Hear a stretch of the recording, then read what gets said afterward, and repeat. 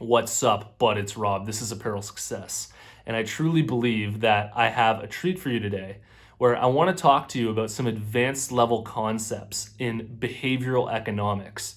And if you don't know what behavioral economics is, it's basically where it gets to how and when people make errors in their decision making in the marketplace. So, why people have irrational decision making when it comes to the ways that they consume and how decisions are made in the market, and the mechanisms that drive public choice. So it's basically the psychology of how people consume in the market, which I can't imagine another subject matter getting as to the core around why people are doing the things that they do and why they're buying the things that they buy than that. So this video here is going to share with you concepts and information that you just won't be able to find from the bigger, more broader guru brands online that are trying to teach you about business. And that's because these types of concepts go way too deep, they're way too nuanced, they're way too advanced to be covering with a broad audience. So I'm assuming here, if you're watching this, that you're an intelligent person, that you're interested in this type of thing, and that you're intellectual, and that you want to apply this level of understanding psychology to your business. And I really think that it's going to blow your mind. Here it is.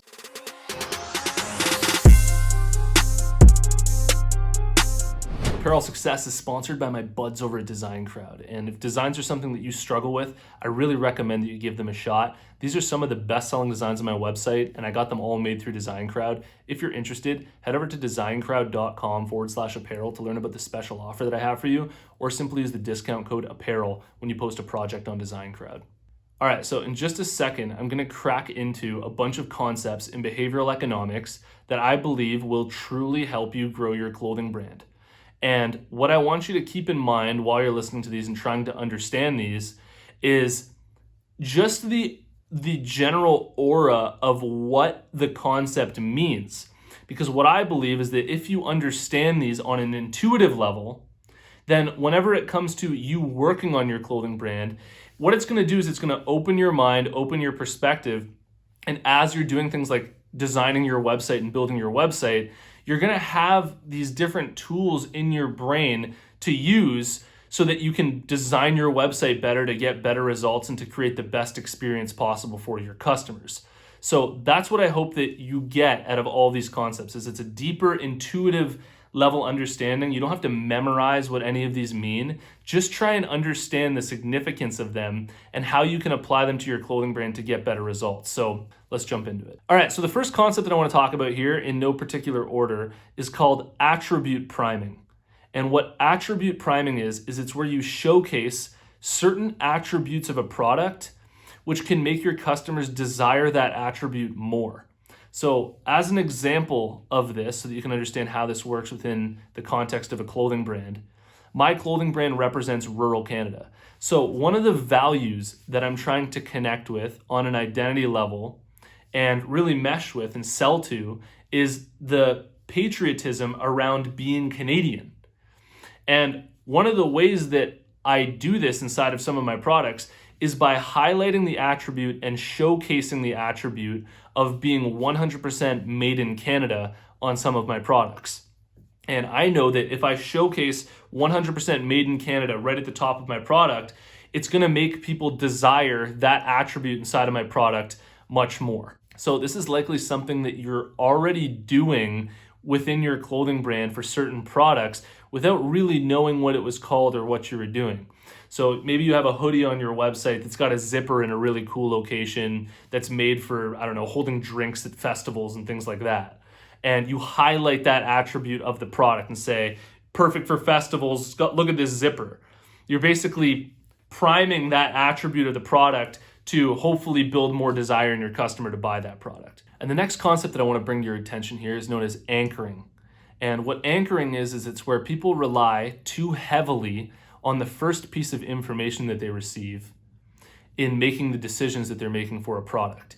And just to give you a really clear example of this, everybody does a form of anchoring inside of their business when, say, they set the price of a product at $30 for a t-shirt. And then when you decide to put that product on sale for, say, 20% off, the price goes down to $25. Well, now when people come to your website, they see the price was anchored at 30 and they're getting a deal in their mind at $25.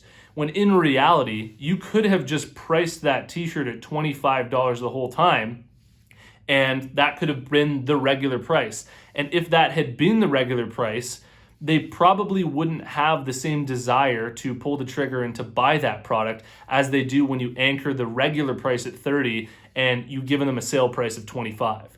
Another example of this is car dealerships will set the price really high for a car so that you can talk them down, and so that the customer feels like in their mind they're getting a crazy good deal over this car that they're buying, when in reality, the car dealership just set the price really high and they know that the customer is going to be able to talk them down. And so they're happy to allow that customer to talk them down to get a cheaper price on the car when that was the price that they knew they were trying to get originally in the first place. Now, when it comes to the business ethics around this and how you feel about applying these psychological tactics to your business, I just want to talk about this really quickly here. I actually believe that applying things like anchoring to your business is actually offering the customer more value at the end of the day. And the reason for that is because if your regular price of your t-shirt is $30 and you put it on sale for 20% off, it becomes $25. The customer's experience when they buy your clothing at 20% off, $25, is going to be so much better. It's going to eliminate a lot of buyer's remorse, and they're going to feel like they got a deal out of it. And technically they did get a deal out of it if you truly anchor the price at a regular price and then put it on sale for something less than that. Even though the reality is that you could have set the price at $20 and made less profit on it, it's your responsibility as a business owner to run your business as efficiently as possible and to, create the most profit that you can while keeping your customers happy. So it's really a win-win situation. And I really just wanted to cover that really quickly, just so that you don't feel like you're getting into this nasty territory where you're doing some bad things by applying these concepts in behavioral economics to your business. All right, the next concept that I want to talk about here is called framing. And framing is how the presentation of choice influences its outcome. So what this means is basically, on my clothing brand's website, if I have a hoodie that costs $80 and it's right beside a hoodie that costs $60, then that hoodie that costs $60 is actually going to look a lot cheaper and like it's a lot lower cost than it may appear otherwise if that $80 hoodie wasn't on the website at all and there was only the presentation of a $60 hoodie.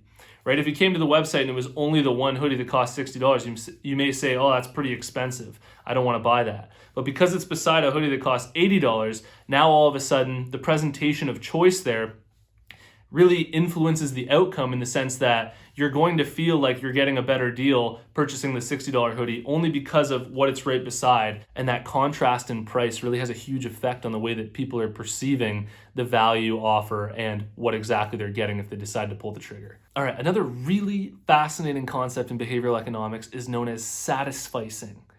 And what satisficing is it's where consumers are looking for some minimum requirement to be met from the products that they're shopping for.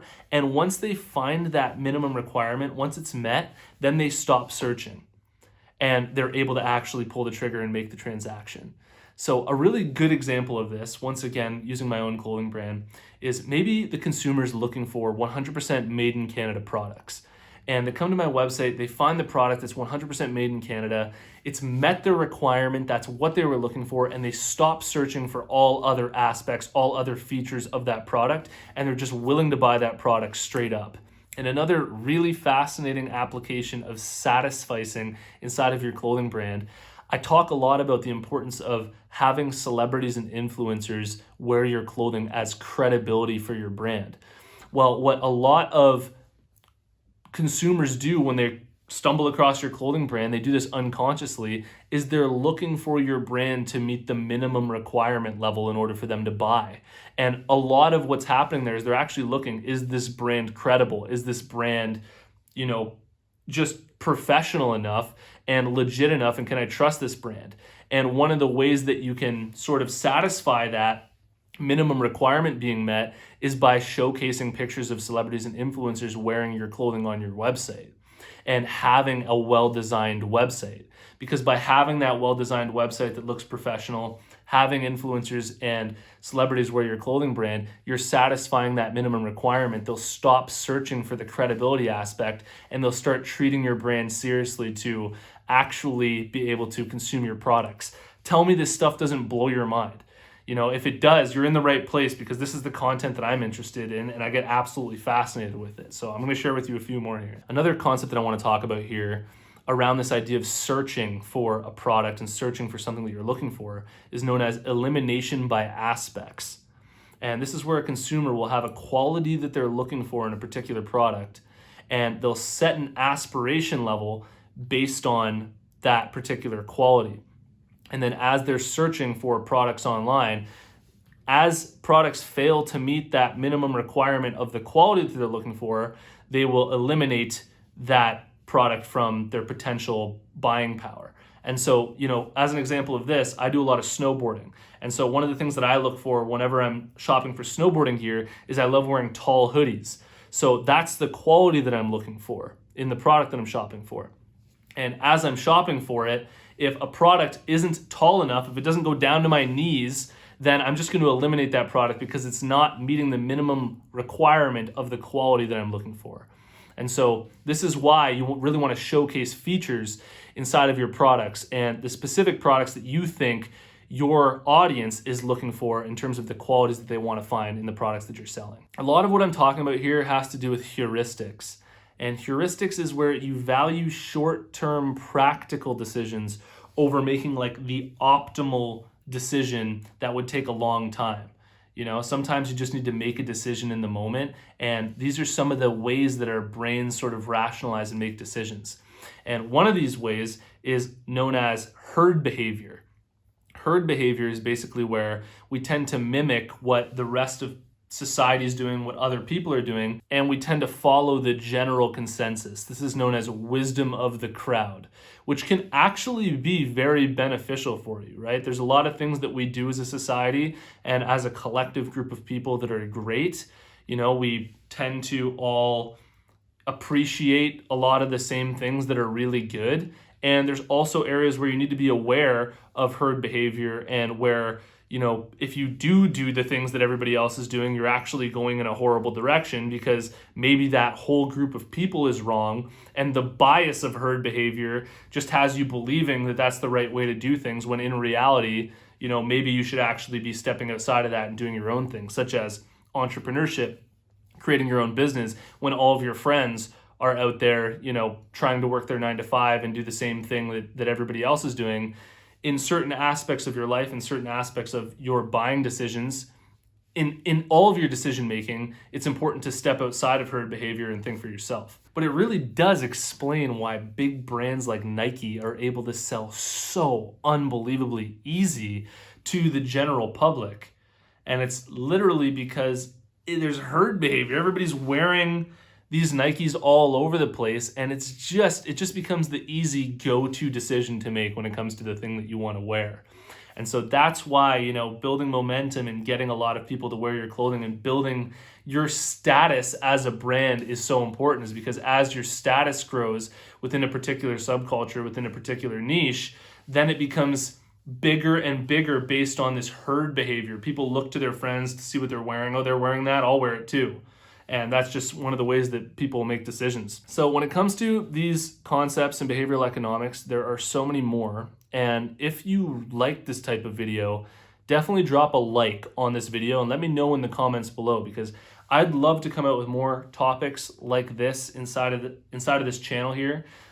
These are the types of things that I'm just so fascinated by: philosophy, psychology, and how it applies to entrepreneurship and my clothing brand and growing any business that I'm trying to grow.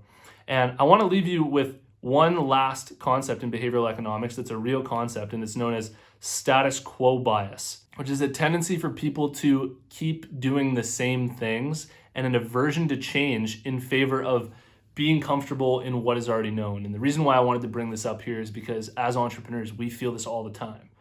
Like, we know the thing that we should be doing inside of our business, that if we just could do it, if we'd stop procrastinating, if we could get over our fear and we just did it, it would take our business to crazy new levels. For whatever reason, we just can't bring ourselves to do it. Well, it's this natural thing that's embedded into us, this fear of the unknown, this fear of change, and it's something that needs to be overridden. And just by understanding that that's something that's existing within us, that that's a mechanism inside of us, it can help us sort of realize that it's something that needs to be overridden, and that if we do override it, that we're going to eventually get to our results at the end of the day. And I hope that, this video was just sick for you and that you got a ton of value out of it. And once again, if you got a lot of value out of it, please hit the like button for me. It really helps me get these videos out there. Let me know what you think about it in the comments below. And if you haven't already, check out my free clothing brand marketing masterclass. All you have to do to get access is go to apparelsuccess.com/masterclass, and you can watch the whole thing for free. And if you've made it to this point in the video, I want to tell you about the closed Facebook group that we have with Apparel Success. There's a link in the description. Follow that link, join us in the group, and I'll see you in the next one. Peace.